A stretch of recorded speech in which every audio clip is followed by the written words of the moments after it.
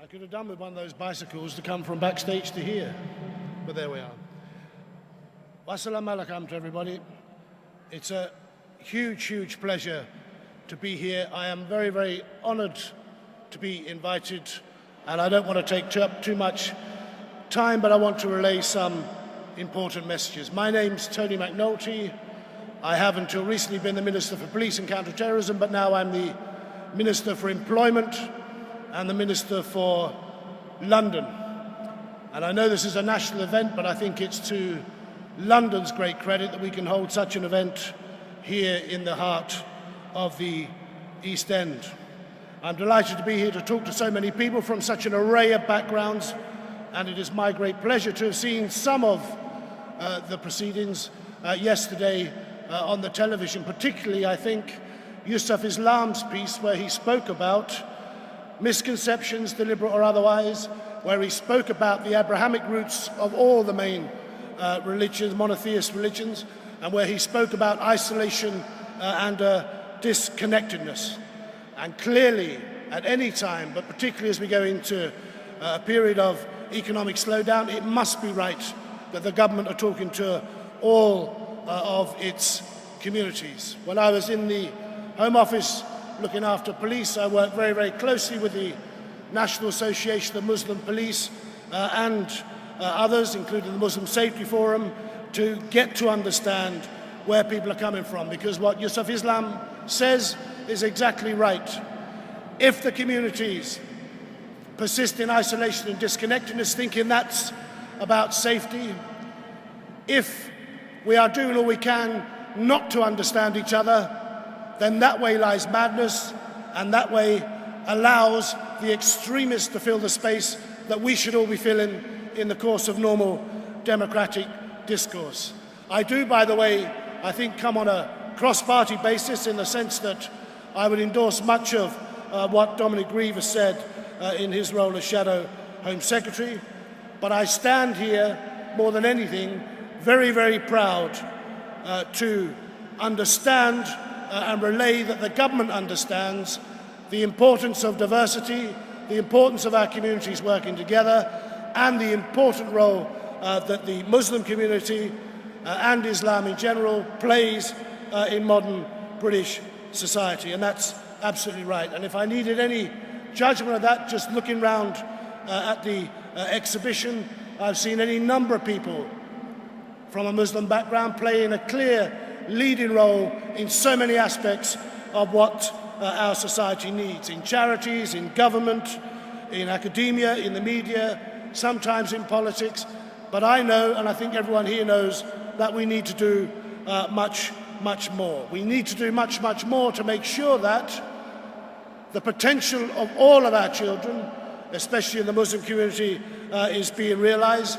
The potential of all our communities is being realized, and that we are very, very clear that through our diversity lies strength rather than otherwise. Everyone here will know that there are some of our communities, including our Muslim communities, that still suffer from poverty and deprivation. There are still people left behind in terms of education, in terms of the economy, in terms of health, in terms of a whole range of other areas. And it's my job and the government's job to make sure that does not persist, because it's our role to make sure that no one is left behind, of whatever faith, of whatever community, of whatever disposition, of all faiths and none, nobody is left behind. The importance of today is to make sure that that dialogue is ongoing, that dialogue happens all the time, and we celebrate what unites us, we celebrate our shared values, and if there are barriers around ignorance, lack of knowledge, lack of information, as Yusuf Islam was saying, we break them down because we are stronger with one voice, stronger in our shared values than otherwise. But there are barriers, as people know. I don't want to talk at length and fall into the trap of assuming that everyone in the room knows that the Muslim community is not a terrorist community. It isn't. And those who suggest that it is do so out of mischievous politics, out of ignorance, or deliberately to cast division. And we don't want division. There are I would be the first to say, given my knowledge, there are those amongst us in all communities who would do us down collectively. There are those in all communities who don't want global peace and unity. But when I talk about violent extremists, I mean extremists from all quarters, including the British National Party and those who would defame and diminish the role of our Muslim communities in this country, and yes, including those who purport to act in the name of Islam where they're doing no such thing. If we are clear and confident in our shared values, then there's nothing to stop us. Nothing to stop us realizing the potential of each and every child in the audience. And I was very interested to see yesterday too the Education Awards. I know that everyone here will agree that it is vital that we protect and defend our values that we hold dear, and I know that our unity is genuinely under threat from extremists from all sides, and there are some things that can't be left unsaid, because there are, as I've said, people who will seek to divide us. But brothers and sisters, under God, if we are not having the conversation, if we are not, in some cases, agreeing to disagree about particular issues, but still talking as friends and families, then we leave that crucial space to the extremists.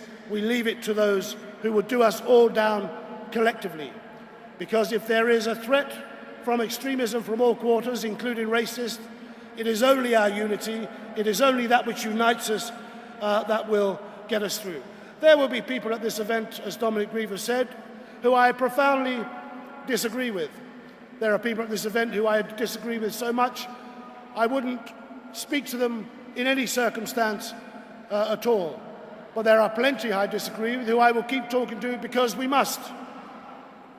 Because if the conversation stops, that's when the mischief carries on. So we talk, and we talk as friends. I don't come here to endorse everything that's said from this platform. I don't come here expecting everybody to agree with every single thing that I say.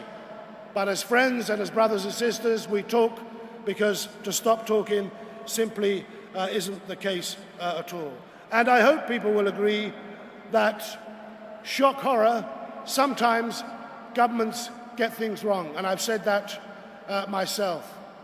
But it's through the conversation, it's by being reflective, by learning lessons and moving on, by conversations that we learn, move on, and make sure, rooted in mutual respect, that we understand each other. This is fundamentally about not letting the criminals and the murderers scare us into changing our historic approach and democratic values, yet these extremists deliberately target the vulnerable in all of our communities. It is a sign of strength that we come together to discuss issues, agree to disagree, but on the areas we agree, make sure that we take the challenge out to wider society.